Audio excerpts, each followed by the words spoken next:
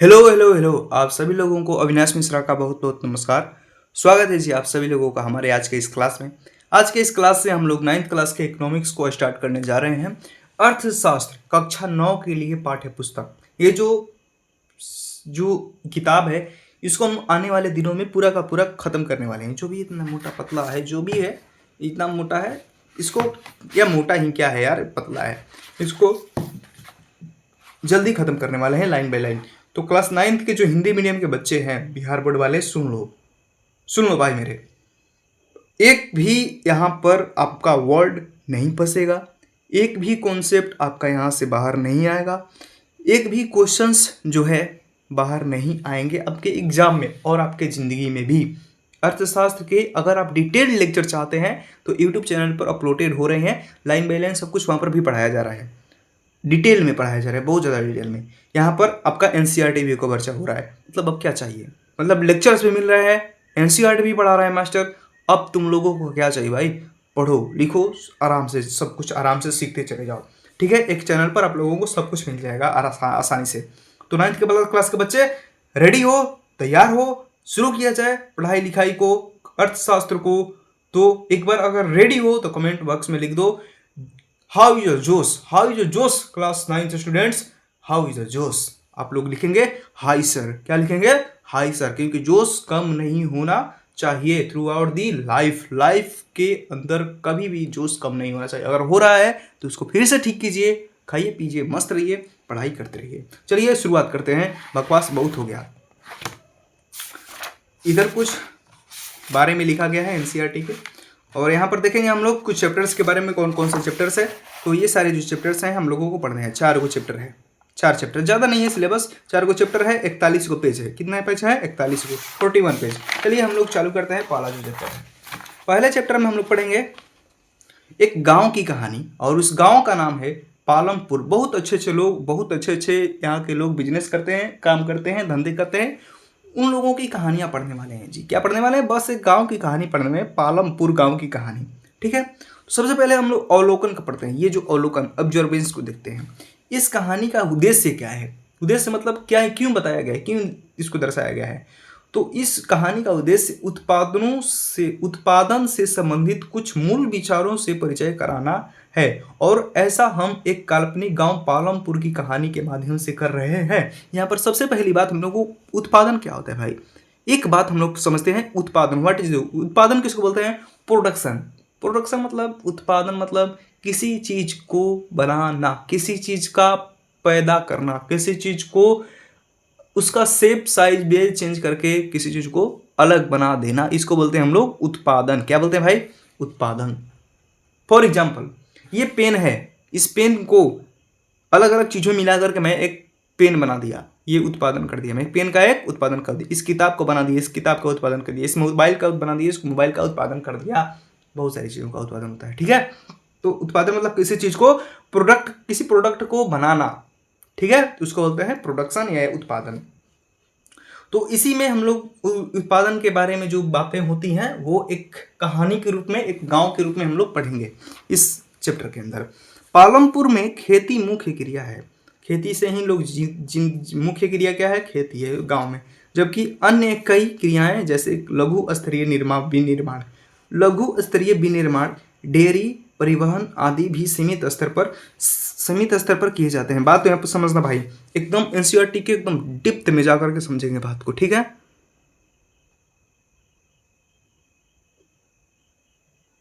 Depth में अगर समझते हैं, एक लाइन को समझते हैं, तो पालमपुर में जो खेती है वो सबसे मुख्य व्यवसाय है। इसके अलावा जो लघु स्तरीय विनिर्माण, सबसे पहले लघु स्तरीय किसको बोलते हैं, लघु मतलब होता है स्मॉल लेवल पर, छोटे लेवल पर। छोटे लेवल पर जो विनिर्माण है, विनिर्माण मतलब एकदम समझ लो फैक्ट्री, जिसमें किसी चीज़ को बनाया जाता है। ठीक है, विनिर्माण मतलब यहाँ पर लिखा हूँ फैक्ट्री में बड़े स्तर पर बनाना, किसी चीज़ को मैन्युफैक्चरिंग करना। ठीक है, किसी चीज़ का अगर हम फैक्ट्री में बना रहे हैं, ये पेन फैक्ट्री में बना है, ये बुक फैक्ट्री में बना है और बड़े स्तर पर बने हैं, तो इनको हम लोग बोलते हैं मैन्युफैक्चरिंग या विनिर्माण। तो जो छोटे लेवल पर विनिर्माण फैक्ट्री है, जो छोटे छोटे फैक्ट्रियां हैं, उनको हम लोग बोलते हैं लघु स्तरीय विनिर्माण। ठीक है, छोटे लेवल पर किसी चीज़ को अगर बनाया जा रहा है फैक्ट्री में, तो उसको बोलते हैं लघु स्तरीय विनिर्माण। तो ये भी देखने को मिलता है किसमें, खेती के अलावा पालमपुर में लघु स्तरीय विनिर्माण भी देखने को मिलता है। और क्या क्या व्यवसाय है, डेयरी फार्म है, परिवहन है, मतलब पैसा, मतलब गाड़ी उड़ी चला करके भी लोग पैसा कमा रहे हैं आदि। सीमित स्तर पर, लेकिन मुख्य स्तर पर क्या है, मतलब ज़्यादातर लोग खेती में हैं, लेकिन सीमित स्तर पर कुछ लोग, सीमित यहाँ पर जो वर्ड है मतलब कि एक बॉर्डर बांध रहा है, बॉर्डर, ठीक ना, एक सीमा के अंदर, मतलब कुछ लोग ही, सीमित स्तर पर मतलब कुछ लोग, पालमपुर के कुछ लोग ही लघु स्तरीय विनिर्माण, डेयरी, परिवहन आदि कार्यों में लग्न है। लेकिन मुख्य जो व्यवसाय है लोगों का, मुख्य व्यवसाय उसको बोलते हैं जहाँ के देश की, जिस देश के सबसे ज़्यादा लोग, आबादी उस काम को करती है, उसको हम लोग मुख्य क्रिया बोलते हैं। तो ज़्यादातर जो इस गांव के लोग हैं वो क्या कर रहे हैं, खेती। लेकिन सीमित स्तर पर लोग क्या कर रहे हैं, लघु स्तरीय विनिर्माण, डेयरी, परिवहन आदि कार्य करते हैं। कि कॉन्सेप्ट क्लियर है भाई, आगे चलते हैं। इन उत्पादन क्रियाओं के लिए विभिन्न प्रकार के संसाधनों की आवश्यकता होती है। बात समझना भाई, अगर किसी चीज को बनाना है, इस बुक को बनाना है, तो हमें बहुत सारे संसाधनों की जरूरत होगी, ठीक है। संसाधन क्या होता है, वो चीज जो इंसान का काम में यूज करके, इंसान अपने कामों में यूज करके, दैनिक जीवन में यूज करके अपने काम को आसान करता है, उसको हम लोग संसाधन बोलते हैं। जैसे मैं अपना पढ़ाई लिखाई आसान करने के लिए यूट्यूब का यूज कर रहा हूँ। यूट्यूब मेरे लिए क्या हो गया, एक संसाधन हो गया। मैं यूट्यूब पर पढ़ा करके अपना सिलेबस रिवाइज कर रहा हूँ, तो ये मेरे लिए क्या हो गया, एक संसाधन के रूप में आ रहा है, मेरे काम में आ रहा है, तो ये संसाधन हो जाएगा, ठीक है। तो ये बात हो गई। तो उत्पादन के लिए भी संसाधनों की कुछ जरूरतें होती है, यथा मतलब जैसे कि प्राकृतिक संसाधन। प्राकृतिक संसाधन उनको बोलते हैं जो नेचर के द्वारा दी जाते हैं। मानव निर्मित वस्तुएं, मानव बनाया, जिसको मानव प्रयास, मानव खुद, मानव के जो एफर्ट्स हैं वो, मुद्रा आदि, ये सब क्या है, संसाधन है जो उत्पादन के लिए जरूरी है। पालमपुर की कहानी से हमें विदित मतलब ज्ञात होगा, विदित मतलब क्या होता है, ज्ञात होगा कि गांव में इच्छित वस्तुओं एवं सेवाओं को उत्पादित करने के लिए विभिन्न संसाधन किस प्रकार समायोजित होते हैं। कितना अच्छा लिखा है भाई, लाइन देखो पहले ही, हम लोगों को पता चलेगा इस कहानी से। हम लोग पता नहीं, ज्ञात नहीं लिखा है, विदित लिखा है। शब्दों का सही उपयोग देखो, विदित ज्ञात होगा कि गांव में इच्छित मतलब जो लोग चाहते हैं, लोगों का डिमांड के अनुसार, डिमांड के बारे में बात कर रहा है। देखा कितना डेप्थ में जाकर के चल रहा हूं मैं। इच्छित मतलब समझा रहा हूं कि इच्छित मतलब एकदम लोग जो डिमांड करेंगे, और क्या डिमांड करेंगे, वस्तुओं का डिमांड करेंगे। लोग मैगी का डिमांड करेंगे, और क्या डिमांड करेंगे, एक सेवा का, कि हमारे गांव में एक होटल भी हो जिसमें हमें बनाने वाला भी हो, ठीक है। तो अगर हम लोग बात करें तो वस्तु क्या हो गया, मैगी, और बनाने वाला होटल क्या हो गया, तो सेवा, ठीक है। तो वस्तुओं एवं सेवाओं को उत्पादित करने के लिए, मतलब कि वस्तु भी बनाया जाए और सेवा का भी उत्पादन हो, दोनों को उत्पादन करने के लिए संसाधन जो होते हैं, जो संसाधन होते हैं उनका किस प्रकार होते हैं, वो समायोजित होते हैं। समायोजित मतलब उन सारे संसाधनों का, वस्तुओं एवं सेवाओं को उत्पादित करने के लिए जितने भी सारे संसाधन मिल रहे हैं उनका हम लोग सही तरीके से यूज करके, सही तरीके से, समायोजित तरीके से, समायोजित मतलब होता है सही तरीके से यूज करके क्या करते हैं, उन वस्तुओं एवं सेवाओं का उत्पादन करते हैं। बात क्लियर हो गया, आगे चलते हैं, परिचय में आते हैं, ठीक है। परिचय में है, पालमपुर आस पड़ोस के गांव और कस्बों से भली भांति जुड़ा हुआ है, एकदम कनेक्टेड है। एक बड़ा गांव रायगंज पालमपुर से 3 किलोमीटर की दूरी पर है। कोई यहाँ पर बात नहीं समझ में आ रही है। प्रत्येक मौसम में एक सड़क गांव को रायगंज और उससे आगे निकटतम छोटे कस्बे शाहपुर से जोड़ती है। कस्बे मतलब गांव होता है, शाहपुर से जोड़ती है। इस सड़क पर गुड़ और अन्य वस्तुओं से लदी हुई बैलगाड़ियां, भैंस बग्घी से लेकर अन्य कई तरह के वाहन जैसे मोटरसाइकिल, जीप, ट्रैक्टर और ट्रक आदि देखे जा सकते हैं। देखो ये सारी बातें कहानी है, तो कहानी में क्या ही समझाऊं, जहां पर कॉन्सेप्ट था, इधर कॉन्सेप्ट था, मैं कॉन्सेप्ट को एकदम डेप्थ में ले जाकर समझाया हूँ भाई। समायोजित का मतलब बताया हूँ, इच्छित का मतलब बताया हूँ, ये सारी बातें तो यहाँ पर समझने वाली जहाँ पर बात हो गई वहीं पर समझाऊंगा। इस सब में कोई कहानी है तो कहानी में क्या ही समझाऊं, खुद पढ़ लेने वाली बातें हैं। रीडिंग डाल दे रहा हूँ, वहीं बड़ी बात है। यहाँ से लेकर के यहाँ तक जो चीज़ें हैं ये कहानी है, इसको पढ़ना कोई ज़रूरी बात नहीं, इसको काट भी सकते हो, कोई दिक्कत नहीं, इधर नहीं पढ़ना। इस गांव में विभिन्न जातियों के लोग, लगभग 450 परिवार रहते हैं। गांव में अधिकांश भूमि के स्वामी देखो कितना अच्छा बात लिखा है, जमीन के मालिक हम लोग कहते हैं कि फलाना जो है 1 बीघा जमीन का मालिक है, लेकिन अर्थशास्त्र में वो भाव बदल जाता है। ठीक है, वो भाव भूमि का मालिक नहीं रह गए, भूमि के स्वामी कहने लगते हैं। वाह, क्या बढ़िया एकदम एनसीईआरटी किताब है। भूमि के स्वामी बोला जाता है, भूमि के स्वामी। तो अधिकांश गांव में अधिकांश भूमि के स्वामी जो हैं उच्च जाति मतलब हाईएस्ट कैटेगरी के, जनरल कैटेगरी के 80 परिवार हैं, 80 परिवार हैं। उनकी मकान जिनमें से कुछ बहुत बड़े हैं, ईंट और सीमेंट के बने हुए हैं, मतलब बड़े बड़े इमारतें हैं उनके। अनुसूचित जाति जो दलित हैं, दलित किसको बोलते हैं भाई? ऐसे समाज के ऐसे वर्ग जिनको छुआछूत की दृष्टि से देखा जाता था, और पिछड़े लोग जो थे उनको हम लोग दलित बोलते हैं। तो अनुसूचित जाति शेड्यूल कास्ट के लोगों की संख्या गांव की कुल संख्या का 1/3 है, मतलब लोग कम हैं, दलित लोग कम हैं, और वे गांव के एक कोने में काफ़ी छोटे घरों में रहते हैं, छोटे घरों में रहते हैं। बातें क्लियर हो गई? अब चलते हैं आगे। जिनमें कोई, अब देखो घर कैसे हैं, जिनमें से कुछ मिट्टी और फूस के बने हुए हैं। अधिकांश के घरों में बिजली है। खेतों में सभी नलकूप बिजली से ही चलते हैं। नलकूप मतलब नल वाला जो नलकूप होता है, क्या बोलते हैं उसको? अरे यार छोड़ो, याद नहीं रहा। नलकूप बोलते हैं, छोड़ा हटाओ। और इसका उपयोग विभिन्न प्रकार के छोटे कार्यों के लिए किया जाता है। नलकूप का बहुत सारा उपयोग होता है। पालमपुर में 2 प्राथमिक विद्यालय हैं, इंट्रोडक्शन बता रहा है बातें, और एक हाई स्कूल भी है। गांव में एक राजकीय प्राथमिक स्वास्थ्य केंद्र और निजी औषधालय भी हैं, जहां रोगियों का उपचार किया जाता है। मतलब कि गांव कुशल मंगल है। उपयुक्त विवरण से स्पष्ट होता है कि पालमपुर में सड़कें, परिवहन के साधनों, बिजली, सिंचाई, विद्यालयों और स्वास्थ्य केंद्रों का पर्याप्त विकसित तंत्र है। ठीक है, मतलब अच्छा है गांव। इन सुविधाओं की तुलना अपने निकट के गांव में उपलब्ध सुविधाओं से कीजिए। कुछ नहीं है हमारे गांव में भाई, सब बेकार है। एक काल्पनिक गांव पालमपुर की कहानी हमें किसी भी गांव में विभिन्न प्रकार के उत्पादन संबंधित गतिविधियों के बारे में बताएगी। उत्पादन की गतिविधियों के बारे में बताएगी। अन्य उत्पादन गतिविधियों में जिन्हें गैर कृषि क्रियाएं कहा गया है, लघु विनिर्माण, परिवहन, दुकानदारी आदि शामिल हैं। गैर कृषि क्रियाएं मतलब कि ऐसे कार्यधार जो खेती बाड़ी से अलग हों, कृषि से अलग हों। गैर मतलब कि वो नहीं, गैर मतलब होता है वो चीज़ नहीं।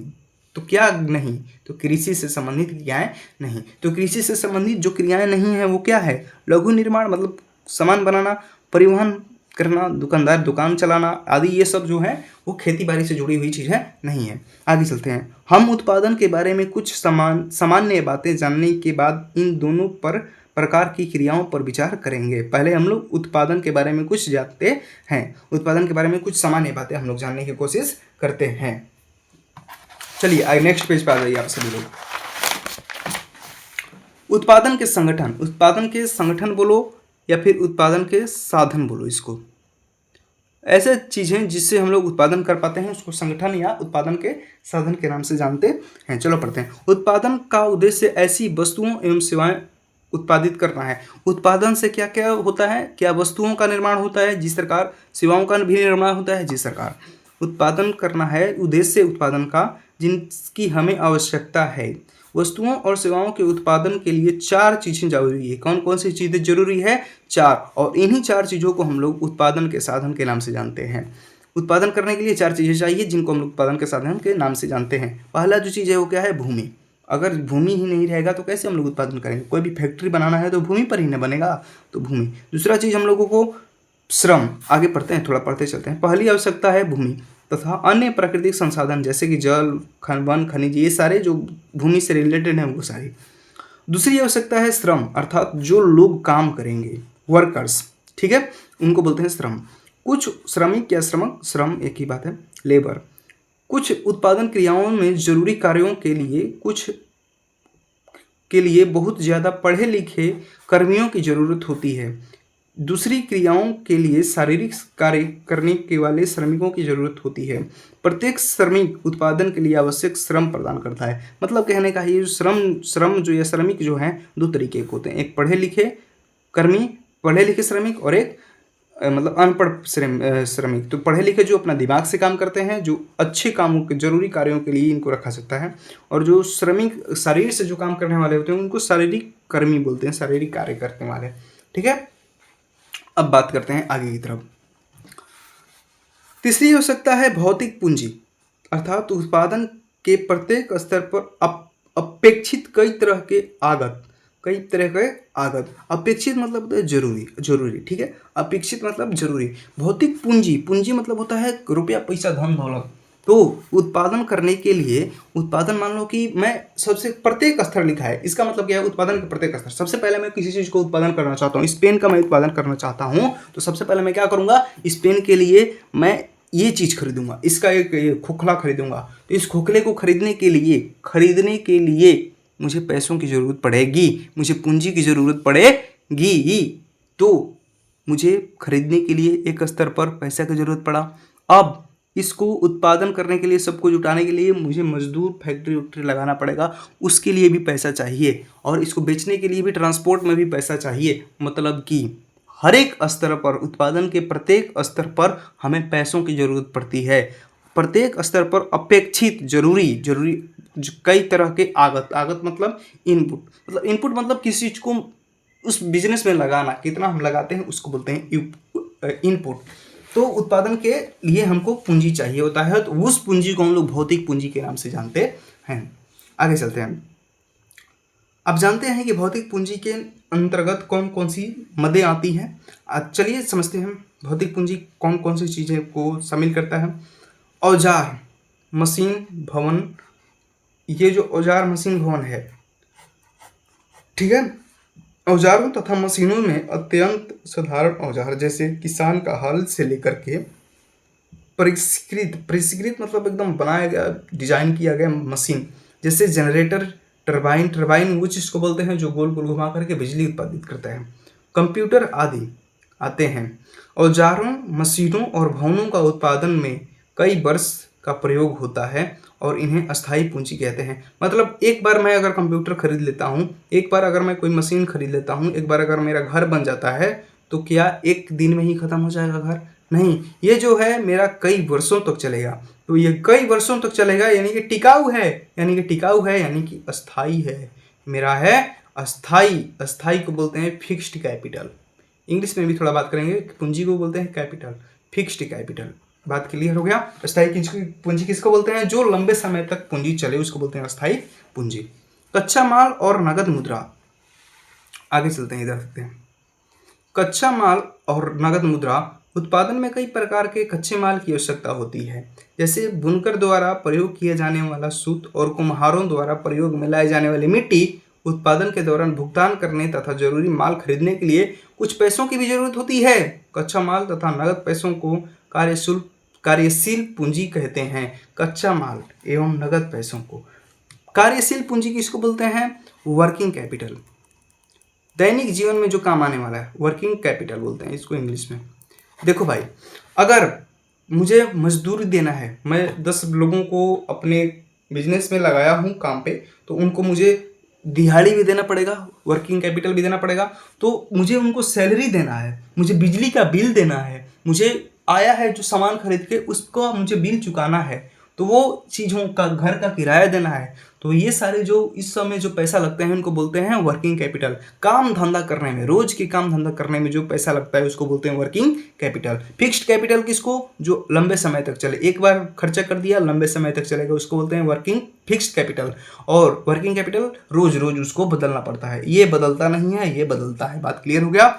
आगे चलते हैं। औजारों, मशीनों तथा भवनों से भिन्न ये चीज़ें उत्पादन क्रिया के दौरान समाप्त हो जाती हैं। एक बार सैलरी दे दिया तो उस पैसा हमारा खत्म हो गया, वो पूंजी हमारा खत्म हो गया। ठीक है, आगे चलते हैं। एक चौथी आवश्यकता भी होती है, नीचे वाले पैराग्राफ में आ जाते हैं। इन सब के अलावा एक चौथी आवश्यकता, कौन कौन से अलावा? भूमि पढ़ लिए, श्रम पढ़ लिए, और एक क्या पढ़ लिए? पूंजी। ये 3 चीज़ें पढ़ लिए। एक चौथी, लास्ट वाली बात करते हैं। एक चौथी आवश्यकता भी होती है, आपको स्वयं उपभोग हेतु या बाजार में बिक्री हेतु उत्पादन करने के लिए भूमि, श्रम और भौतिक पूंजी को एक साथ करने के योग्य बनाने के लिए ज्ञान और उद्यम की आवश्यकता पड़ती है। सबसे इंपॉर्टेंट बात, आवश्यकता पड़ती है। आजकल इसे मानव पूंजी के नाम से जानते हैं। मतलब क्या हुआ इस बात का? इस बात का मतलब ये हुआ कि अगर लगता है कि उत्पादन करना है, इस पेन को बनाना है, तो इस पेन के लिए सब कुछ है, भूमि है, पैसा है, श्रमिक है, सब लोग हैं, लेकिन कोई मालिक बनने को तैयार ही ना हो तो बनेगा ये पेन? नहीं। उस मालिक को बोलते हैं उद्यमी या इंटरप्राइजेज। उस कंपनी के मालिक को बोलते हैं जो अपने ज्ञान से, अपने टैलेंट के बेसिस पे अपना उत्पादन करता है। तो कौन कौन सी चीज़ें हो गई, देख लो इधर। उत्पादन भूमि, श्रम, पूंजी को संयोजित करके संगठित होता है, जिन्हें उत्पादन के कारक कहते हैं। पहले ही बता दो, उत्पादन के साधन उत्पादन के कारक बोलते हैं। पालमपुर की कहानी को पढ़ने के क्रम में हम उत्पादन के प्रथम 3 कारकों के बारे में और अधिक सीखेंगे। सुविधा के लिए इस अध्याय में हम भौतिक पूंजी को पूंजी कहेंगे, ठीक है, पूंजी कहेंगे। भौतिक पूंजी को क्या कहेंगे? पूंजी कहेंगे। चलो पढ़ते हैं। सबसे पहले पालमपुर में खेती के बारे में देखते हैं, कैसा खेती होता है इस गांव में। तो भूमि क्या है? पहले सबसे पहली बात, स्थिर है, वो बदल नहीं रही है। अगर मेरे पास 1 बीघा ज़मीन है तो वो घटेगी या बढ़ेगी नहीं, 1 बीघा का 1 बीघा रहेगी। अगर मैं बेचता हूँ नहीं तो खुद नहीं बदल जाएगी, अगर मैं बेचता हूँ तो घट जाएगी। घटेगी क्या मतलब? घटेगी नहीं, वो थोड़ी घट जाएगा, जितना संसाधन था उतना ही था। तो स्थिर है, क्या है? स्टेबल है। अब चलते हैं आगे, बात करते हैं। पालमपुर में खेती उत्पादन की प्रमुख क्रिया है। काम करने वाले 75% लोग अपनी जीविका के लिए खेती पर निर्भर हैं, मतलब कृषि पर निर्भर हैं। वे किसान अथवा कृषि श्रमिक हो सकते हैं। इन लोगों का हित खेतों में उत्पादन से जुड़ा हुआ है। हित मतलब उनका विकास। लेकिन याद रखिए, कृषि उत्पादन में एक मूलभूत कठिनाई है। खेती में प्रयुक्त भूमि क्षेत्र वस्तुतः स्थिर होता है। यही बात है समझाया जो इधर। पालमपुर में वर्ष 1960 में से आज तक जुताई के अंतर्गत भूमि क्षेत्र में कोई विस्तार नहीं हुआ है। मतलब भूमि कैसे बढ़ सकता है? जितना था उतना ही रहेगा। उस समय तक गांव की कुछ बंजर भूमि को कृषि योग्य भूमि में बदल दिया गया था। मतलब कि कुछ बंजर भूमि को क्या बना दिया गया? कृषि योग्य भूमि, बंजर भूमि जिसमें कृषि नहीं होता है, और कृषि योग्य भूमि जिसमें कृषि होता है। अब चलते हैं आगे, बढ़ाने की कोई गुंजाइश नहीं है, आगे चलते हैं। भूमि मापने के मापन को हम लोग हेक्टेयर बोलते हैं। 1 हेक्टेयर में इतना एकड़ होता है, 2.4 एकड़ होता है, और 4 बीघा होता है। 1 हेक्टेयर में बोल सकते हैं 3.4 एकड़ या फिर 4 बीघा होता है, 4 बीघा होता है। ये सब छोड़ो, हटाओ, ये सब नहीं पढ़ना है। 1 हेक्टेयर में बस जान जाओ इतना, मैं निष्कर्ष बता दिया तुमको। अब आ जाओ इधर नीचे। क्या उसी भूमि से अधिक पैदावार करने का कोई तरीका है? मतलब पैदावार मतलब होता है कितना हम लोग पैदा किए हैं, ठीक ना। उसको पैदा मतलब होता है प्रोसेस पूरा, कैसे जन्म लेता है कोई चीज़।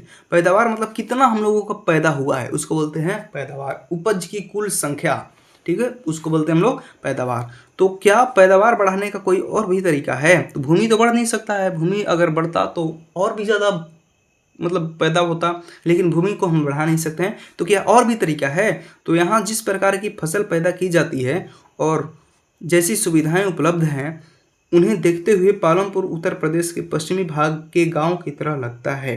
पालमपुर में समस्त भूमि पर खेती की जाती है, कोई भूमि बेकार नहीं छोड़ी जाती। बरसात के समय मौसम में खरीफ फसल में किसान ज्वार और बाजरा उगाते हैं। इन पौधों को पशुओं के चारे के लिए प्रयोग किया जाता है। इसके बाद अक्टूबर दिसंबर के बीच आलू की खेती होती है। सर्दी के मौसम में रबी फसल बोया जाता है। उत्पादित गेहूं से परिवार खाने के लिए रखकर के शेष गेहूं को किसान रायगंज की मंडी में बेच देता है। भूमि के एक भाग में गन्ने की खेती होती है, जिसकी वर्ष में एक बार कटाई होती है। गन्ना अपने कच्चे रूप में या गुड़ के रूप में शाहपुर के व्यापारियों को बेचा जाता है। ये सब बात कुछ खास नहीं लग रही है मुझे, इग्नोर करो ये सब। मैं कहानी बताया उस गाँव का, हमें कोई कॉन्सेप्ट यहाँ से निकल नहीं रहा है, कोई शब्द भी अच्छा नहीं मिल रहा है, तो इसको इग्नोर कर सकते हैं। आगे पढ़ते हैं हम लोग। पालमपुर में एक वर्ष में किसान 3 अलग अलग फसलें इसलिए पैदा कर पाते हैं क्योंकि वहाँ सिंचाई की सुविकसित व्यवस्था है। सुविकसित मतलब एकदम बेहतरीन से भी बेहतरीन। व्यवस्था है। पालमपुर में बिजली जल्दी ही आ गई थी। उसका मुख्य प्रभाव यह पड़ा कि सिंचाई की पद्धति ही बदल गई। पहले जो सिंचाई होता था उससे बिजली आने से बदल गया, पूरा का पूरा सिस्टम ही, मोटर लग गया। तब तक किसान कुओं से रहट द्वारा पानी निकालकर छोटे छोटे खेतों की सिंचाई किया करते थे। बताओ, कुआं से पानी निकाल करके किया करते थे छोटे छोटे खेतों का सिंचाई। अब मोटर आ गया। लोगों ने देखा कि बिजली से चलने वाले नलकूपों से ज़्यादा प्रभावकारी ढंग से अधिक क्षेत्र की सिंचाई की जा सकती थी। प्रारंभ में कुछ नलकूप सरकार द्वारा लगाए गए थे, पर जल्दी ही किसानों ने अपने निजी नलकूप लगाना प्रारंभ कर दिया। निजी मतलब होता है प्राइवेट, मेरा खुद का, ठीक है। सार्वजनिक मतलब सरकार का। परिणाम स्वरूप 1970 के दशक के मध्य में तक 2000 हेक्टेयर के पूरे जुते हुए क्षेत्र सिंचाई के लिए होने लगी। ठीक है, हटाओ। भारत में सभी गांवों में ऐसे उच्च स्तरीय सिंचाई की व्यवस्था नहीं है। नदीय मैदानों अतिरिक्त हमारे देश में तटीय क्षेत्रों में अच्छी सिंचाई होती है। इसके तटीय क्षेत्र मतलब ये जो भारत का ये जो है तट, समुद्र के किनारे, इसको बोलते हैं तटीय क्षेत्र। इधर वही सिंचाई की व्यवस्था होता है। दक्षिण पठार पर सिंचाई कम होती है। देश में आज भी कुल कृषि 40% से भी कम क्षेत्र में ही सिंचाई होती है। शेष क्षेत्रों में खेती मुख्यतः वर्षा पर ही निर्भर है। 60% पर क्षेत्र जो है वर्षा पर सिंचाई के लिए निर्भर है। एक वर्ष में किसी भूमि पर एक से ज़्यादा फसल पैदा करने को बहुविध फसल प्रणाली कहा जाता है। ये बात आप लोग अपने नोटबुक में लिखेंगे। अगर एक खेत में एक साल में बहुत ज़्यादा फसल लगा रहा हूँ, एक से ज़्यादा अगर फसल लगा रहा हूँ, तो ये मेरा खेती करने का तरीका जो है, इस खेती करने के तरीके को हम लोग बहुविध फसल प्रणाली कहते हैं। क्या बात क्लियर हो गया भाई?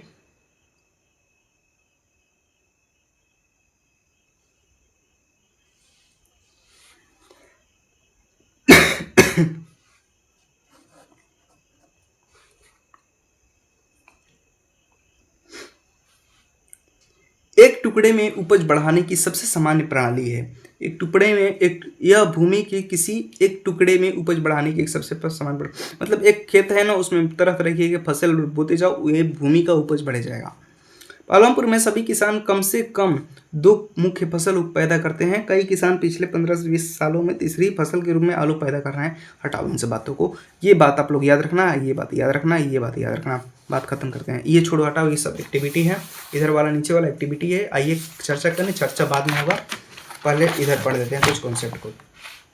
इधर ये चार्ट पेपर है, कुछ इसको भी ज़्यादा आप लोग तो जब्बू नहीं दीजिएगा। आगे चलते हैं। आपने देखा कि एक ही जमीन के टुकड़े से उत्पादन बढ़ाने का एक तरीका बहुविध फसल प्रणाली है। टॉपिक क्या चल रहा था हमारा? टॉपिक चल रहा था कि क्या हम उसी भूमि से उत्पादन बढ़ा सकते हैं? तो बढ़ा सकते हैं बहुविध फसल प्रणाली से। पहला जो काम चल गया। दूसरा तरीका क्या हो सकता है? दूसरा तरीका अधिक उपज के लिए खेती में आधुनिक कृषि विधियों का प्रयोग करना है। आधुनिक कृषि मतलब मॉडर्नाइज कृषि करने, एग्रीकल्चर करने से हमारा जो उपज है वो बढ़ सकता है। इधर का छोड़ दो बात, इधर आ जाओ, तालिका को छोड़ो। मौसम में उपज को भूमि के किसी टुकड़े में एक ही मौसम में पैदा की गई फसल के रूप में मापा जाता है। उपज क्या होता है? उपज मतलब एक मौसम में एक भूमि के टुकड़े में कितना पैदा हुआ है, कितना फसल निकला है, उसको हम लोग उपज बोलते हैं। ये थोड़ा सा बात आप लोग भी ध्यान रखेंगे, ये भी इम्पोर्टेंट लग रहा है। 1960 के दशक में के मध्य तक खेती में पारंपरिक बीजों, पारंपरिक मतलब जो पहले से चली आ रही थी वो बीजों, ठीक है, वो सीड्स का प्रयोग किया जाता था जिनकी उपज अपेक्षाकृत कम थी। परंपरागत बीजों को कम सिंचाई की आवश्यकता होती थी। किसान उर्वरकों फर्टिलाइजर के रूप में गाय के गोबर या दूसरी प्राकृतिक खाद का प्रयोग करते थे। अच्छी बात है, लेकिन अच्छा उपज नहीं होगा। यह सब किसानों के पास तत्काल ही उपलब्ध थे, उन्हें खरीदना नहीं पड़ता था। 1960 के दशक के अंत में हरित क्रांति आ गया। एम एस स्वामीनाथन हरित क्रांति के जनक माने जाते हैं। ये पॉइंट आप लोग याद रखें। भारतीय किसानों के अधिक उपज वाले बीजों HY भी हाई यील्ड वेराइटी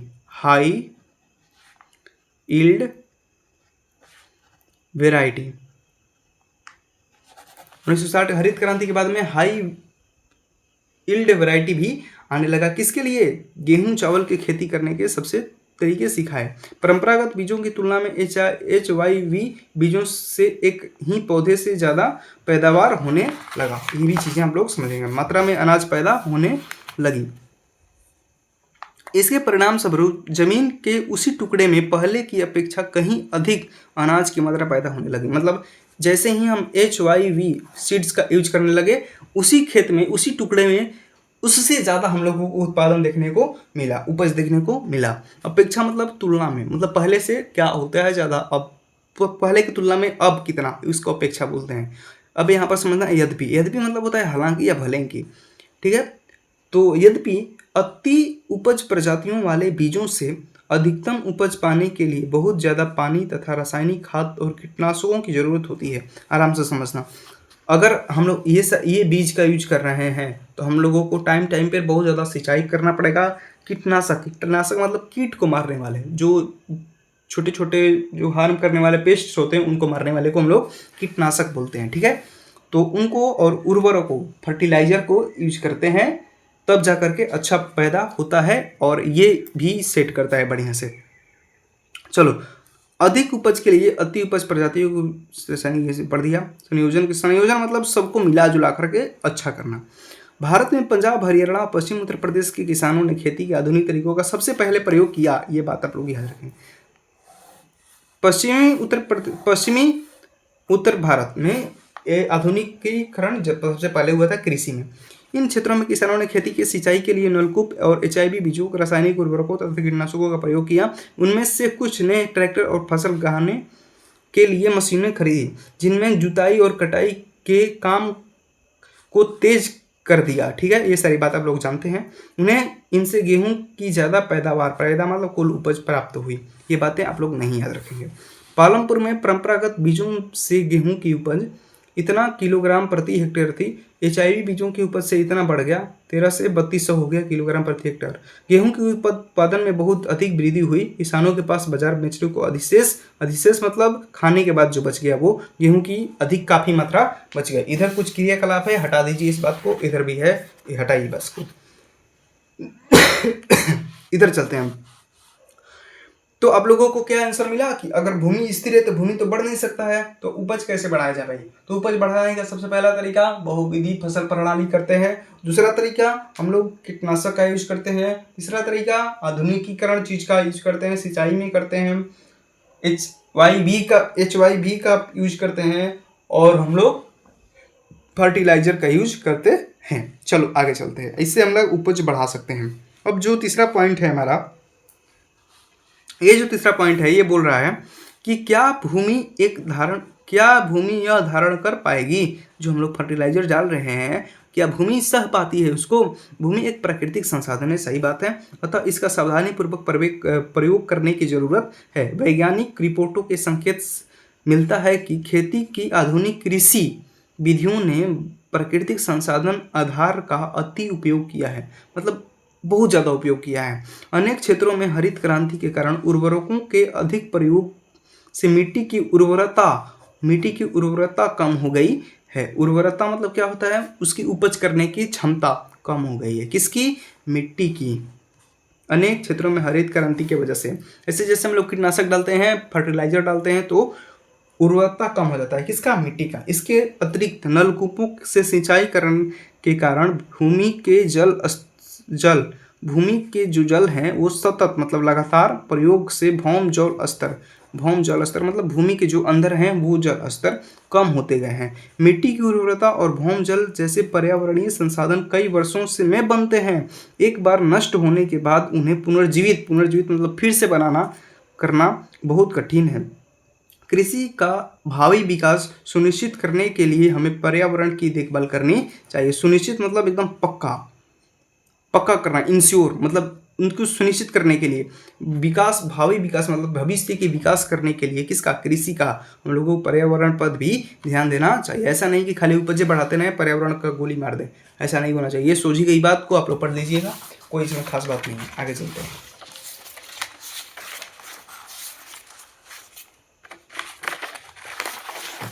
यहाँ पर कुछ रासायनिक उर्वरक के बारे में बताया है। रासायनिक उर्वरक किसको बोलते हैं? रासायनिक उर्वरक ऐसे खनिज होते हैं, खनिज उसको बोलते हैं जो जमीन के अंदर से निकाला जाता है और उनका बहुत सारे जो बहुत क्षेत्रों में यूज होता है। जैसे कि लोहा एक खनिज है, सोना एक क्षेत्र खनिज है। मुझे नहीं लगता कि कहाँ कहाँ यूज होता है, बताना पड़ेगा।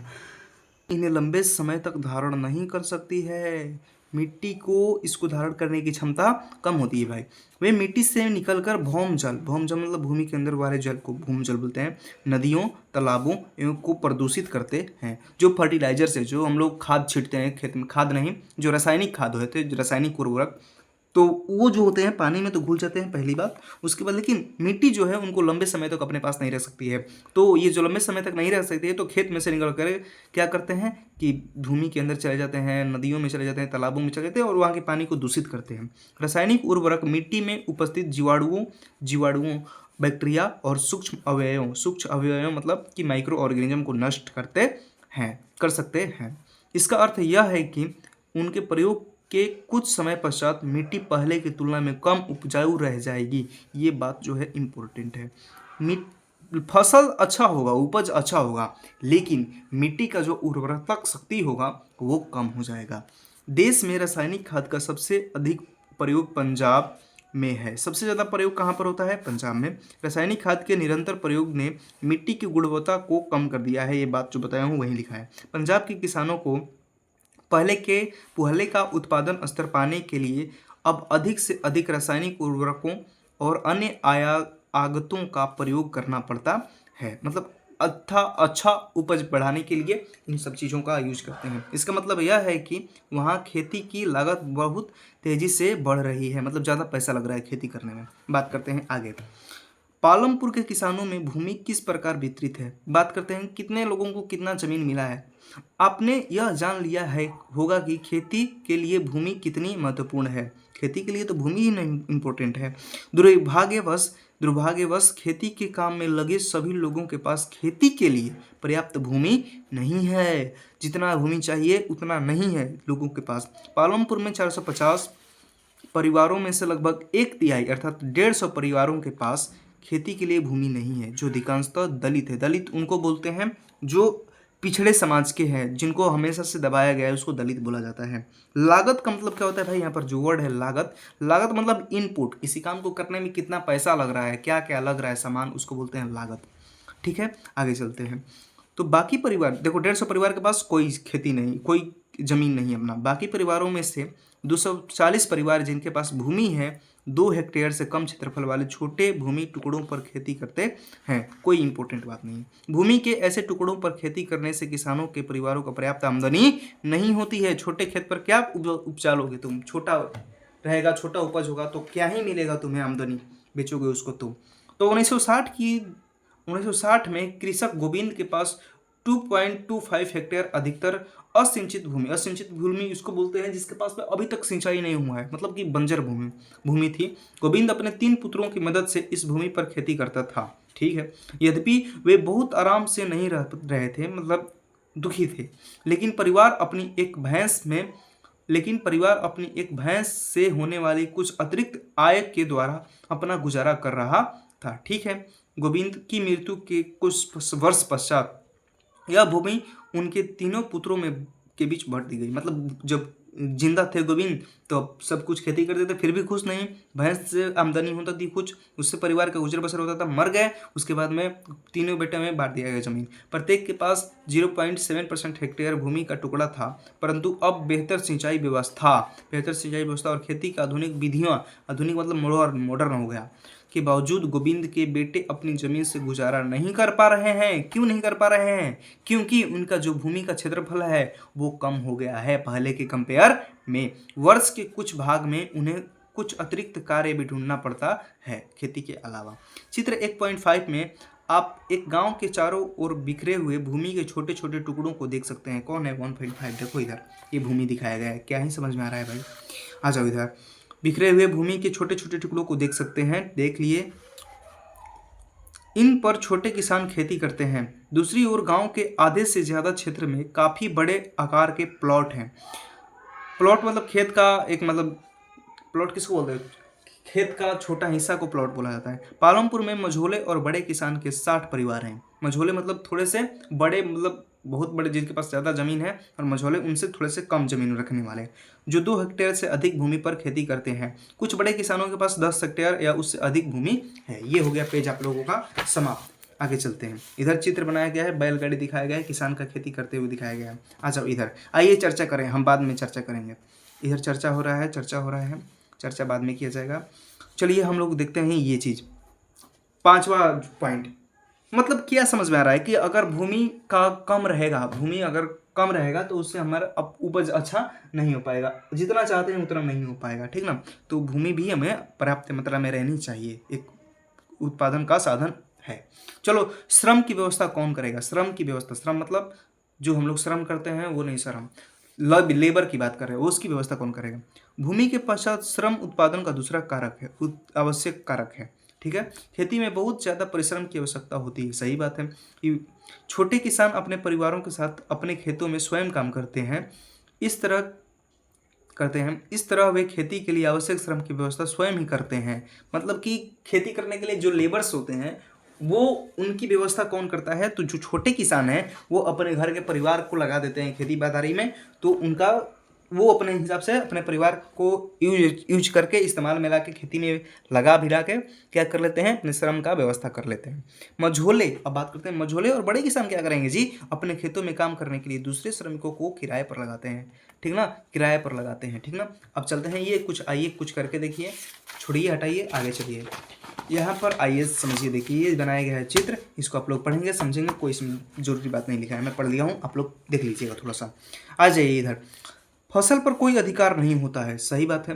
कितना, ये बारिश पर डिपेंड करता है, मॉनसून पर डिपेंड करता है कि कितना अच्छा फसल होगा। जैसे किसानों का होता है, बल्कि उन्हें उन किसानों द्वारा मजदूरी मिलता है जितना। मान लो कि एक मैं हूँ, अपने खेत में काम कराने के लिए एक मजदूर रखा हूँ, तो वो मेरा फसल से उसको कोई मतलब नहीं है, मजदूरी जितना दिया जाएगा वो लेकर जाएगा वो, ठीक बात को समझ गए। आगे चलते हैं। जिनके लिए वो काम करते हैं उनके लिए मजदूरी दिया जाएगा। मजदूरी नगद वस्तु, क्या क्या हो सकती है? नगद या वस्तु जैसे कि अनाज के रूप में हो सकती है। कभी कभी श्रमिकों को भोजन भी मिलता है, ठीक बात है। मजदूरी एक क्षेत्र से दूसरे क्षेत्र, एक फसल से दूसरी फसल और खेत में एक से दूसरे कृषि कार्य के लिए अलग अलग होती है, मतलब डिफरेंट कार्य के लिए डिफरेंट मजदूरी दिया जाता है। रोजगार की अवधि में भी काफ़ी भिन्नताएं हैं।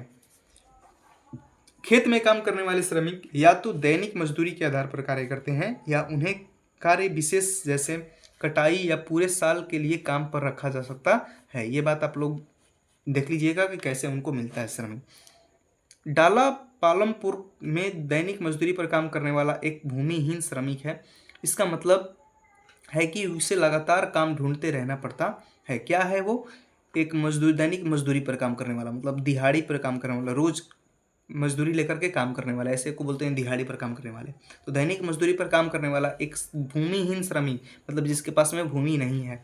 इसका मतलब है कि उसे लगातार काम ढूंढते रहना पड़ता है, रोज का काम ढूंढते रहना पड़ता है रोज का काम करने के लिए। सरकार द्वारा खेतों में काम करने वाले श्रमिकों के लिए एक दिन का न्यूनतम वेतन 300 रुपये बनाया गया है मार्च 2019 के अनुसार। ये बात आप लोग याद रखेंगे।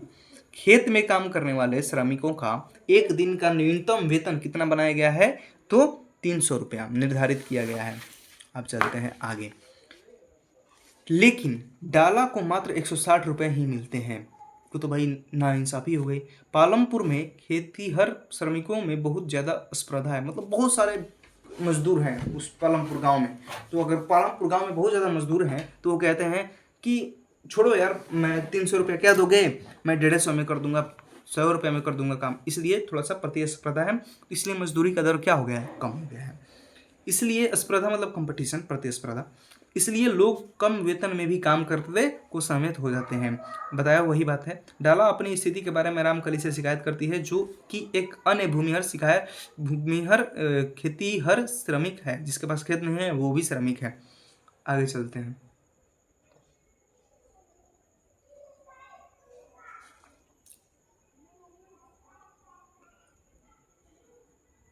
डाला और रामकली दोनों गांव के निर्धन व्यक्ति में से एक है, निर्धनतम व्यक्ति में से एक है। ये सब हटाओ, आगे चलते हैं। खेतों के लिए आवश्यक पूंजी, खेतों के लिए आवश्यक पूंजी।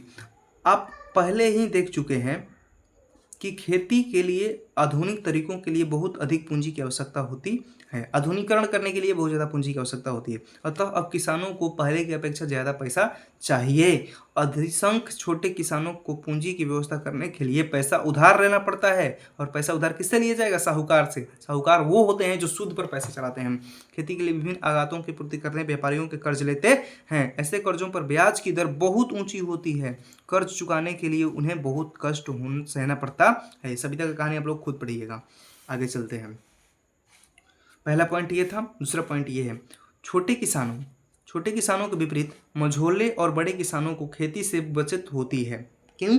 क्योंकि उनके पास ज़्यादा खेत है, ज़्यादा उपज होता है तो ज़्यादा पैसा भी बचता है। इस तरह वे आवश्यक पूंजी की व्यवस्था कर लेते हैं। इन किसानों को बचत कैसे होती है, आप इसका उत्तर अगले भाग में पाएंगे। ठीक है, अब तक की कहानी आप लोग स्वयं पढ़िएगा, इसमें कुछ नहीं लिखा है।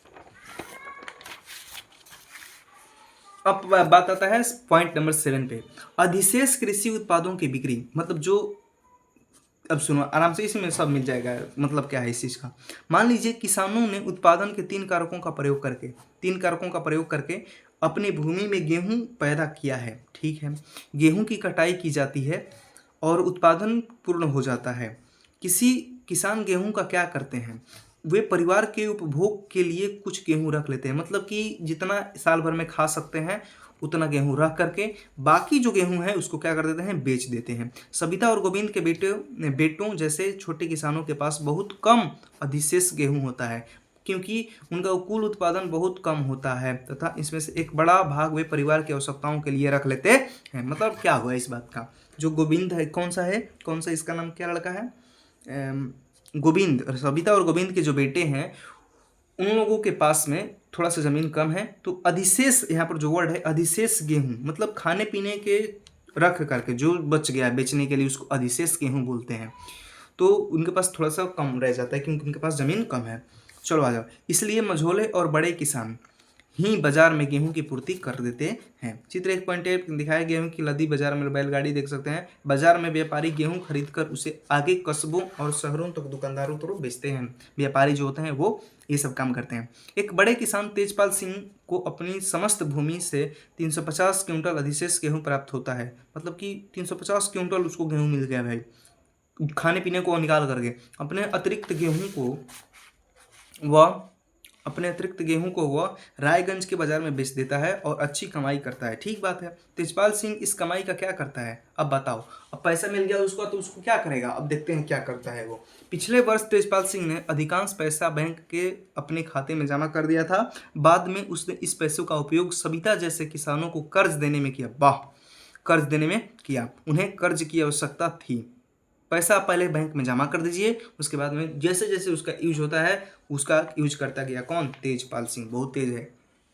उसके बाद में उसने बचत का उपयोग अगले मौसम की खेती के लिए कार्यशील पूंजी उसको बोलते हैं। जैसे कि मैं एक अपना ट्यूशन क्लास चलाता हूँ तो जो मेरे स्टाफ्स हैं सैलरी देना, बिजली बिल देना, इसको बोलते हैं हम लोग कार्यशील पूंजी की व्यवस्था करने में भी किया है। इस वर्ष तेजपाल सिंह बचत के पैसों में से एक ट्रैक्टर खरीदने की योजना बना रहा है। बहुत अच्छी बात है। दूसरा ट्रैक्टर उसकी स्थिर पूंजी वृद्धि हो जाएगी। देखो 2 तरह की पूंजी यहाँ पर बताया गया है, एक स्थिर पूंजी और एक कार्यशील पूंजी। कार्यशील पूंजी उसको बोलते हैं जैसे कि रोज जो हम लोग पूंजी लगाते हैं।